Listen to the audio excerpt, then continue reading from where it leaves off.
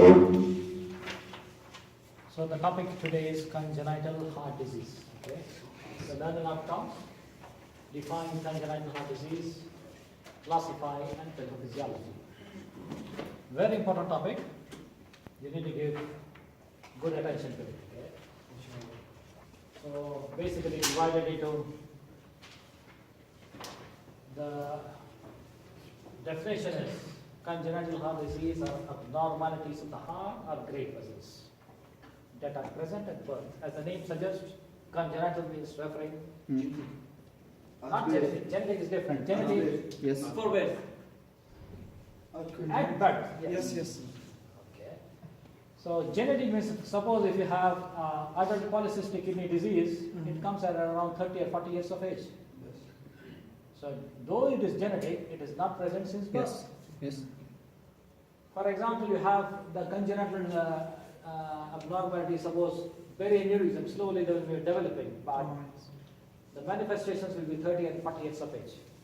But this one is Patient is asymptomatic, yeah. This will have symptoms. Most of them will have symptoms since birth.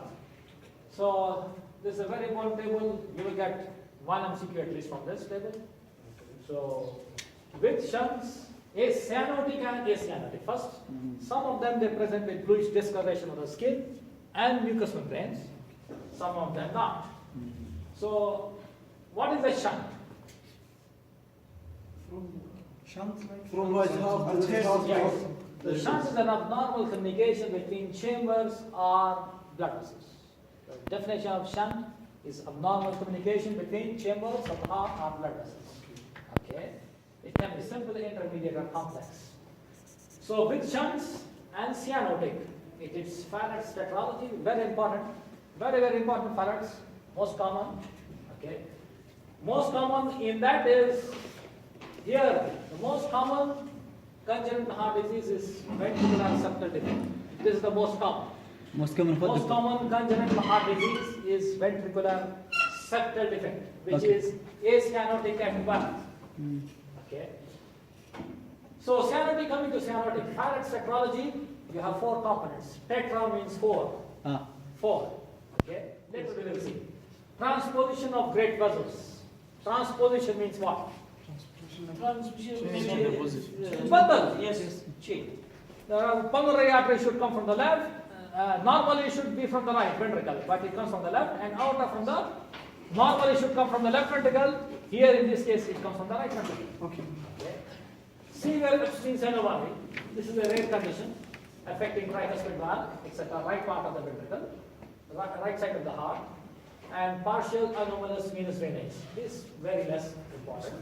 The most important here is only the Farrad's tetralogy from this. Okay.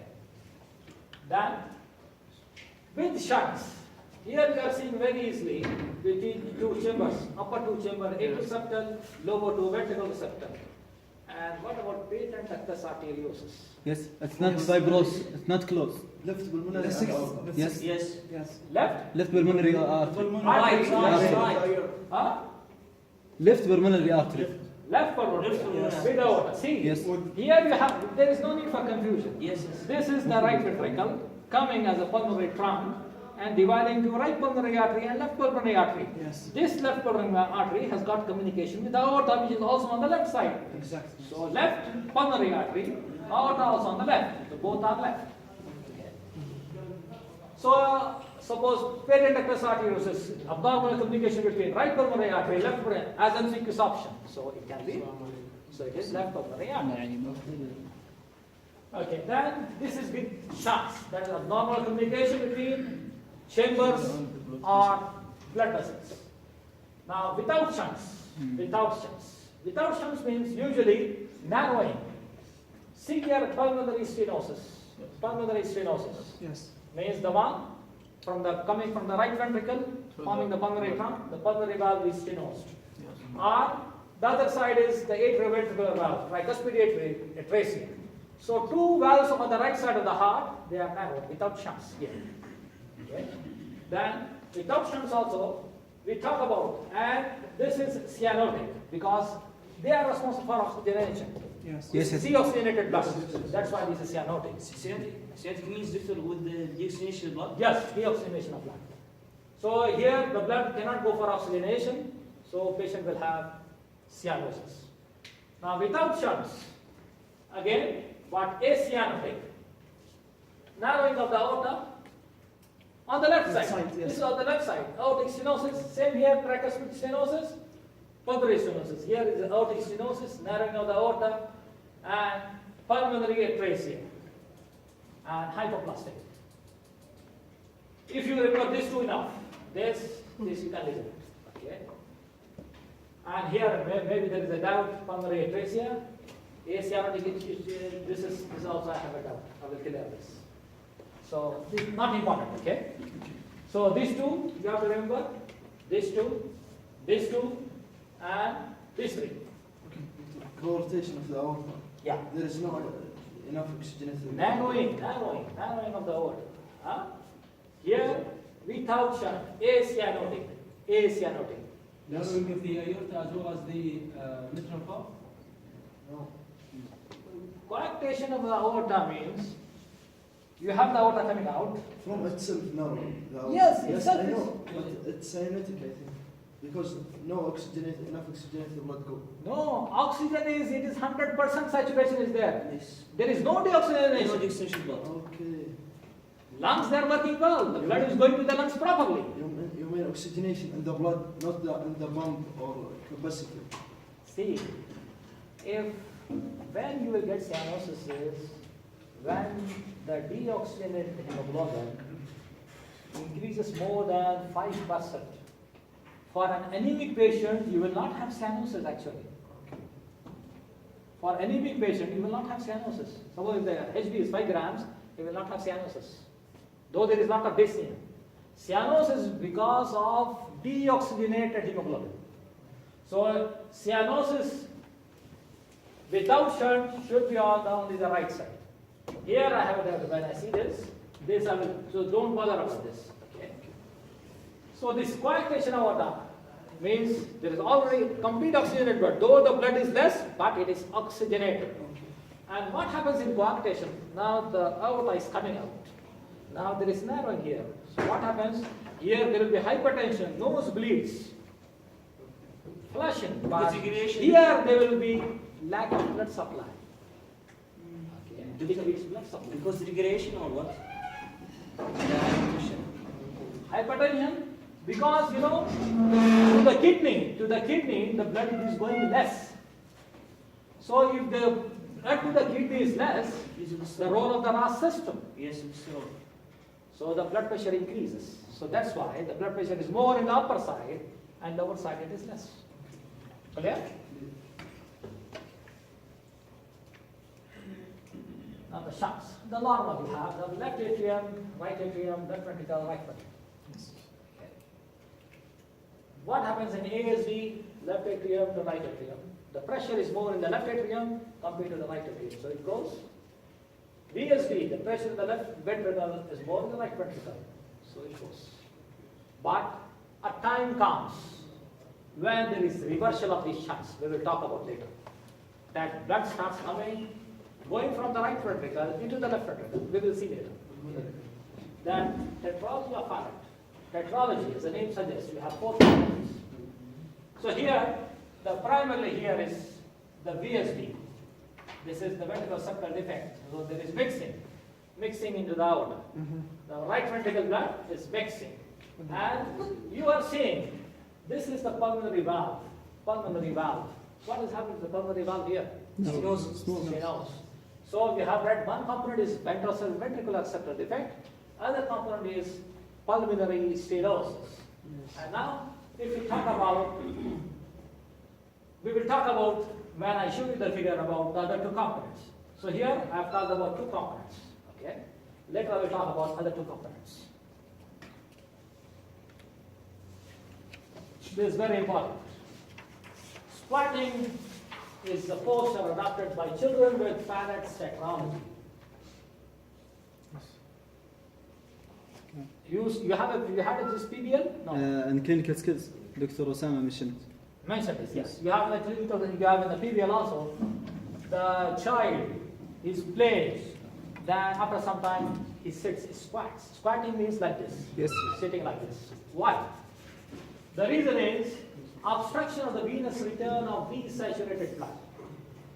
So when he's doing like this, there is obstruction to the venous return to the side. Wow, okay. Okay? Yes. An increase in the peripheral systemic vascular resistance. So that causes reduced right to left shunt. Now you see this figure. See this figure. Here you are seeing simple ventricular septal defect.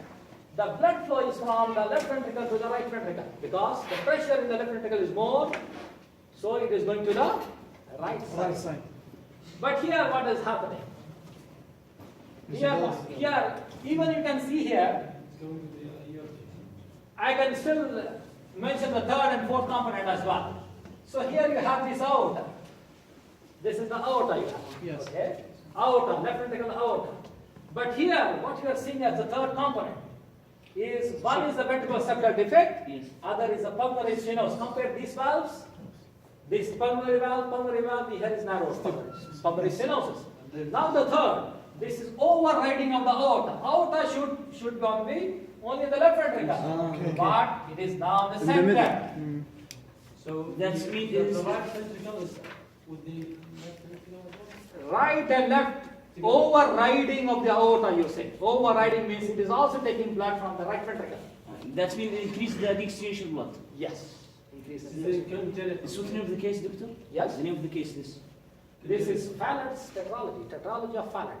This is in congenital level? Yes, congenital heart disease, yes. And you can see, if you go to the clinic, hospital, you will see many cases, many children suffering from this disease. It's survival, is it? Go to Prince Sultan Cardiac Center, anywhere. Any cardiac center, you will find these patients. It's survival for years or? Yeah, some of them, they play and then they squat, and again, when the oxygenation improves, again they play. Surgically related treatment? Surgical treatment is there? Yes, why not? Surgical treatment is also there. Blalock toxic shunt is there. Okay. So here we talked about pulmonary stenosis, ventricular septal defect, overriding of the aorta. Okay. Three things. Now you imagine. Now, normally you should go from the left ventricle to the right ventricle. Here, now the deoxygenated blood is going. Yes. Now a time will come, there is pulmonary stenosis. There is pulmonary stenosis and there is overriding the aorta. There is ventricular septal defect. So what is happening now? The pressures, Increase in the heart. initially left ventricle is having more pressure here. Now the right ventricle. Now it has to pump more pressure here. Yes. So it undergoes hypertrophy. Right ventricular hypertrophy. This is the fourth component. This is the fourth component of Fallard's tetralogy. So first component, you have the pulmonary stenosis, the ventricular septal defect, the overriding of the aorta, and then there is right ventricular hypertrophy. And then there is reversal of the shunt. Now the blood starts going from right ventricle to the left ventricle. This is called as Eason-Minger syndrome. Eason-Minger, I will talk about it. Okay. So this is the explanation about Fallard's and the different, the normal, the ASD, the VSD, and how the reversal of shunt happens with the four components. I don't get this. About squatting. Yeah. Okay. What is it? This is the pipe. Moya is going. Bend it. What is going to happen? The blood flow will be more. The water flow will be more up or not. Yes. If blood is the water is supposed to come and this is the pipe. I am folding it. So what is going to happen? Decrease venous return. Venous return is getting decreased. So there is obstruction of the venous return of the desaturated blood and increase in the peripheral systemic vascular resistance. Yes. So if you bend them like this, what is happening? The vascular resistance increased. So Clear. more velocity. What more? No, increase the How? There is a pipe. Moya is coming. You are bending it. So Let's say the upper part, not contained. which upper part? for the upper part of the body. What happens? It's not increase? What will increase? What you are thinking? When you contract this muscle. No, we are not. See, we are Now bending it. We are bending. We are bending like this. We are bending. So there is decrease in the venous return. Okay. Okay. Decrease in the venous return. Okay. Okay. And increase in the vascular resistance. So there is vascular resistance is increased. If you bend, vascular resistance is increased. Okay. So this causes reduced right to left shunt. Right to left shunt means now if you go back, now this venous return is becoming less. So what happening to the shunt? It is decreased. It is decreased. More oxygenation. So the deoxygenated blood which is coming will become less. Okay. So reduce right to left shunt, so increase cerebral oxygenation. Then the patient feels better. The boy feels better and he squats for some time. Okay. The large left to right shunts, they develop pulmonary hypertension. Large left to right shunt, they develop pulmonary hypertension. See here, left to right shunts, left to right. Now, Increase blood flow to the pulmonary. so there is pulmonary hypertension. More blood should go there. Okay. Persistently raised pulmonary blood flow, increase pulmonary vascular resistance. So this is pulmonary hypertension. Okay. So here if you go back actually, if you see this here,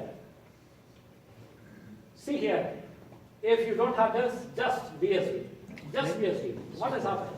Left to right shunt. Left to right shunt. So here, now more blood and more blood pressure. Blood volume is more, blood pressure is more, so pulmonary hypertension. Clear. Pulmonary hypertension. Okay. So this is Kissinger's reactions. Complex when due to ventricular septal defect. Clear? What about Falut? Is there a Kissinger's reaction? We'll talk about. There are slides ahead. Okay. Yes. Now, the right to left shunting of blood causes central cyanosis. What do you mean by cyanosis? These are your objectives. Cyanosis, physiology objectives. Covered in physiology lectures are somewhere? No. These are your physiology lectures. The physiology objectives, cyanosis, the types of cyanosis, their mechanism. Okay. So you are supposed to read the booklet. Okay. Yes, we have so much time to read. Yes. Okay. So here, right to left shunting causes central cyanosis. Example is Fannett's tetralogy. Right to left. Yes. Again go back. Right to left. It is going into the outward. So this is Fannett's tetralogy. So that causes cyanosis. Okay. Now, severe right or left ventricular outflow tract obstruction causes syncope. So he will have, if there is outflow obstruction, okay, severe right or left flow obstruction can cause syncope means decrease in blood supply to the brain. So there is outflow decrease, whether it is aortic stenosis or pulmonary stenosis. That may give rise to syncope. Doctor, again, doctor, this is severe. Right or left, whether it is right or left. This is left ventricle, this is right ventricle. Suppose the outlet obstruction. Aorta is, there is narrowing, means aortic valve, aortic stenosis. Yes. So the patient presents with syncope, means Yes, okay. falls down. Okay. Even the same thing happens with the right as well. Okay, which is happening in. Yes. Okay. Exertional syncope associated with deepening central cyanosis may occur in Fannett's tetralogy. So even this child while playing, he may also, at one stage, he may fall down because of exertional syncope. So to relieve, he squats to improve the oxygenation. Doctor, this when you said syncope, you mean his normal life? Yes. When he do the squatting, they're increasing the cerebral oxygenated, so that's why you feel better. When he is playing, the cerebral oxygenation falls. Yes. You must Because squat. Demand. the demand is more. So now the pumping during exercise, sympathetic stimulation, cardiac output is increased. The cardiac output is increased. So here the cardiac output, whether it's left or right, so this is more deoxygenation. So he gets the cell oxygenation decreases. To relieve that, he squats. Okay. Why he squats? To decrease this venous return. Yes. Clear? So when he squats, increase the cerebral oxygenated. Yes. How the cerebral oxygenation is increased? Because there is decreased deoxygenated blood which is coming here. So the component, this will be less and this will be more. Clear. Okay? Yes? Exercise increases resistance to pulmonary blood flow. What is doing exercise? It increases resistance to pulmonary blood flow, but reduces systemic vascular resistance. How do you explain increases resistance to pulmonary blood flow? More blood going to the lung. During exercise, more blood is going, so there is pulmonary hypertension. Yes. So there is more increasing resistance. Yes. Pulmonary hypertension, so there is increased resistance. But how do you explain? Exercise reduces systemic vascular resistance. Vasodilated substance.